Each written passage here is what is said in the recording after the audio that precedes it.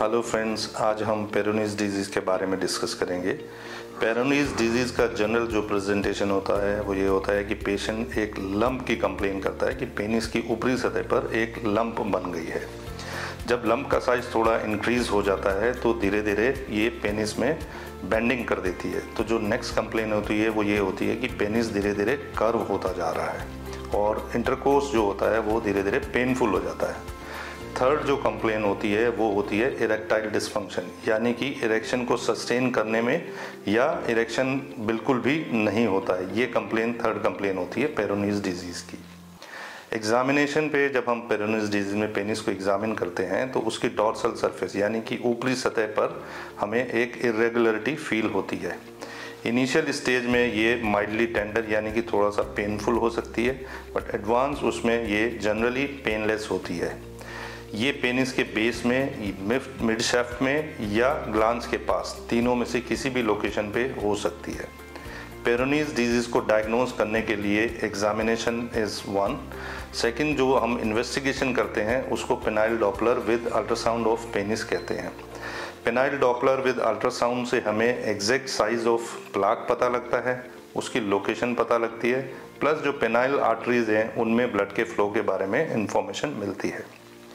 Treatment के point of view से पेरोनीज disease की जो स्मॉल प्लैक होता है उसको हम मेडिकेशन से ट्रीट करते हैं। जनरली कुछ मेडिसिन होती हैं जिनका लिमिटेड रोल होता है। इनमें विटामिन ई है, जिंक है, सेलेनियम है एंड टेमोक्सिफेन है। इनको 2 to 3 मंथ्स के लिए दिया जाता है और फिर प्लाक के साइज़ को और इरेक्टाइल डिस्फंक्शन को एसेस करते हैं। अगर प्लाक का साइज़ कम हो रहा है और बेंडिंग कम हो गई तो सेम मेडिकेशन हम कुछ समय के लिए कंटिन्यू करते हैं। और अगर नहीं रिस्पॉन्ड कर रहा है प्लाक टू दिस ट्रीटमेंट या प्लाक का साइज़ बड़ा है तो हम लोग इंट्रालीजनल कैनाकॉर्ड यानी कि प्लाक के अंदर डायरेक्ट स्टेरॉयड का इंजेक्शन लगाते हैं। ये थेरेपी हर वीक फॉर 6 वीक्स की जाती है और 6 हफ्ते के बाद फिर से प्लाक के साइज़ को असेस किया जाता है। अगर प्लाक का साइज़ कम होता है तो यही थेरेपी को हम after a pause, after a gap repeat करते हैं। और साथ में जो अदर कंजर्वेटिव मेडिकेशंस हैं जैसे विटामिन ई है, जिंक है, सेलेनियम है, ये भी हम कंटिन्यू करते हैं। सीवियर केसेस में जिनमें इरेक्टाइल डिस्फंक्शन होता है या पेनाइल बेंडिंग ज़्यादा होती है वहाँ पे हम सर्जरी एडवाइस करते हैं।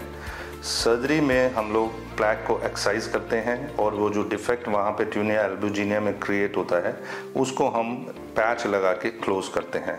अगर साथ में एसोसिएटेड इरेक्टाइल डिस्फंक्शन होता है तो हम लोग उसी समय पेनाइल इम्प्लांट भी प्लेस करते हैं।